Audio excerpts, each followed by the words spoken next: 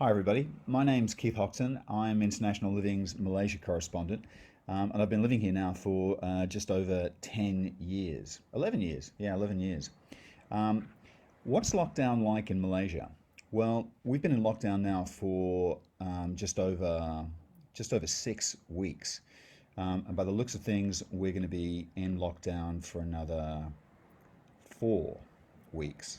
So that'll be 10 weeks by the time this all comes to an end. And it's actually, I've come to not mind it that much, to be honest with you. I mean, as a writer, I work mostly from home anyway. So this is really just kind of forcing me to kind of dig down and just do what I'm supposed to be doing. The only things that I miss, I guess, are catching up with friends. But with the lockdown the way it is, the great thing about it is that I've discovered new media platforms to be able to connect with people. So before I'd never really used Zoom, so I use Zoom a lot now in connecting with friends. And I actually talk to friends that I hadn't spoken to in a long time. You know, friends that live in Australia, friends that live in California, in LA, friends who live in South Africa. And usually what I would do is just text these guys, you know, kind of maybe once or twice a week just to say hi. But now I actually, you know, there's the faux drinks that take place, you know, in the evenings where we actually catch up and actually, you know, kind of chink glasses and have drinks. And I actually like all that kind of stuff.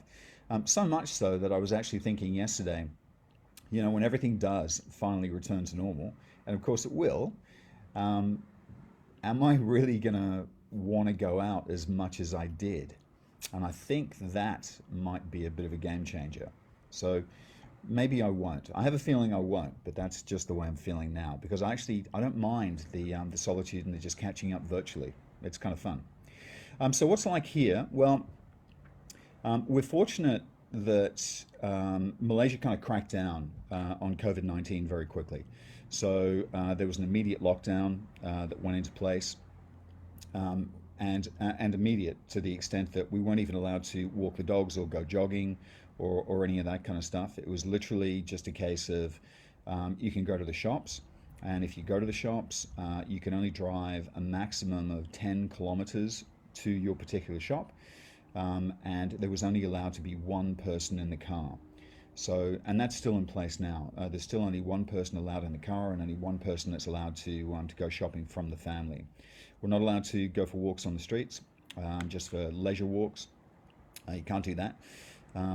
But we do in the apartment building that we're in. We have a really large kind of grassy compound, which is nice, quite extensive. So we're allowed to kind of exercise and walk around the compound, and you know you get a bit of daylight. And also with the apartment we actually had two kind of large balconies either side, one off the living room and one off the bedroom. And because we're right on a beach in Tanjong Tokong, the sea makes a difference. Look, I was talking to a friend yesterday who lives just around the corner, and they have quite a large, like a house, but they don't have sea views. And they said, although it's nice to have the garden, one thing they really miss is having a view. So I really appreciate the views. If it's not the sea, then I can look behind me and I can see the mountains. So I actually really like that as well.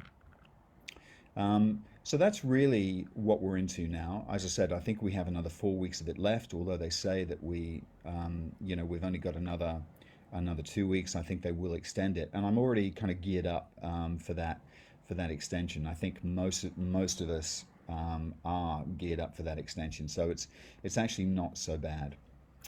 Um, Other things that we do during the day, we decided really early on that we'd have to we wanted a routine because a routine was kind of paramount to getting through the days. So the routine that we have, and this works for most days, I'm always up early. So I'll get up early and I'll kind of pound the stairs. You know, we live in an apartment block, so I'll do stair work for probably about an hour. And as long as you're listening to good music, it goes really quickly, so that's fine. So I pound the stairs, and then I'll come in and I'll start answering emails. I get all my paperwork out of the way, probably by about lunchtime. I then I force myself to read, so I'll actually do that for an hour. So I started reading the classics because I'd never really got through, say, Dickens. And I have a whole collection of Dickens that I hadn't actually opened in over 30 years. 30 years of Dickens, and I just didn't do it. So I'm working my way through that. I just finished Oliver Twist. I set myself a challenge to kind of do that every day. So an hour a day, I'll read a book.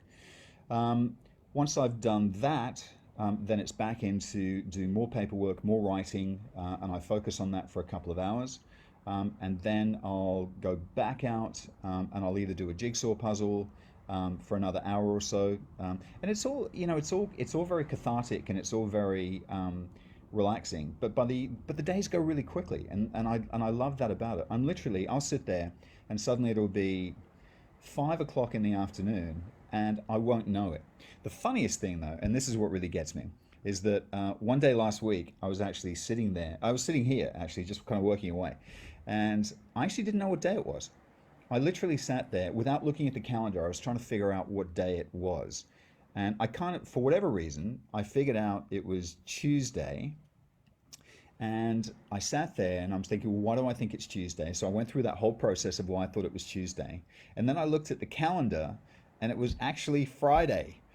So, the days kind of go into a blur. The weekends are just like every other day, really. Like I said, I don't really mind. I don't really mind it that much. What else did I do? I did something sneaky last week, which wasn't necessarily the smartest thing, but I'm not known for doing incredibly smart sporting things. I went for a run on the beach in the dark because we're not actually allowed to go outside, and we have an amazing beach like just down there. So I went for a run on the beach in the dark, and I crashed into a massive boulder, like a boulder the size of a truck, and of course I ended up with a big gash in my leg, which then resulted in 10 stitches. So not the smartest thing to do, but the upside, and there's always an upside, was that I actually stayed on the beach for another 10 minutes or so, and I took a picture of the most amazing sunrise. It really was quite incredible. So even though I had to go to the hospital afterwards and get 10 stitches, it kind of all made up for it. I didn't mind. That was an interesting visit too. Going to a hospital during COVID-19 is always a scary affair. But there are actually hospitals here in Penang that cater just for COVID. I think General Hospital is catering just for COVID, and the one that I went to wasn't. But it's still kind of scary going to a hospital. And it was the first time I think I'd had stitches somewhere that I could see in a really long time. But I knew the surgeon really well. He's actually a really good friend of mine. I made the mistake, and this is a note to self: never do again. I made the mistake of when he gave me the local, because the cut is actually right down by my shin, so it's on that curve of where the shin is. I made the mistake of actually watching what he was doing, and as he, kind of gave the local, I was feeling okay, and then about 5 minutes into it, I actually said to him, I said, "Is it hot in here?" And he's like, "No." He said, "The air conditioning's, kind of fully on." I was like, oh, I said, "I'm starting to sweat." I said, "This is just crazy." And he went, "I think you're about to faint." Because I was watching everything that he was doing down below, and sure enough, he just put the seat back, and I was, I was okay. I didn't faint, and if I was kind of thinking about that afterwards. I thought, if I had have fainted, would that have been a manly faint? Do men faint in a different way? I don't know.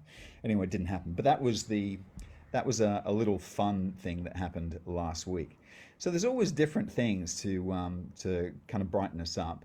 And oh, one of the other things that really excites me, because I sit here and I have the beach just kind of there. You guys can't see that. It's that way. What I've noticed about the beach is that the animal life is actually coming back.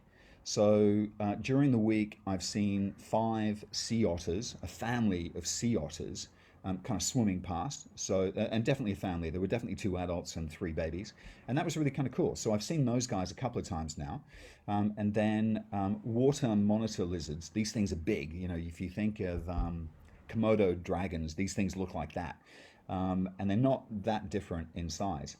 And one thing I've noticed is that they've started coming back to the beach as well. So during the week, I've seen one, kind of a large one, then I saw a small one, and then yesterday there were actually 3 of them on the beach. 2 of them were actually out swimming, and there was one big guy, kind of pounding down the beach. And I think what's really fun about that is that or the interesting thing about that is that when you take the humans away, nature seems to come back, and that's really cool.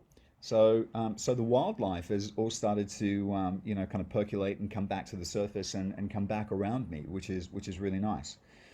So that's a plus as well, and had all of this lockdown not have happened, I wouldn't have seen, those kind of amazing things. So I think if anything, it's given me the lockdown and the solitude. It's given me a better appreciation of my friends and family who are around me. I actually do. I want to talk to them more. I'm actually going out of my way to call people where ordinarily I think I would have just said, oh, I can call them tomorrow, or I'll call them next week. So that's become a little bit more important. And I like that. I like the fact that I'm back in contact with people and connecting with them, and actually finding out, kind of what they're doing, and what their daily life is like. It gives you that human connection again, something that I think we lost touch with when, the world was sane and we all kind of just went on with the lives that we had before. So I think when all this is over, I think that connection with people that we're establishing now, will be all the more stronger, because we've made an effort during this lockdown to call people, to Zoom with people,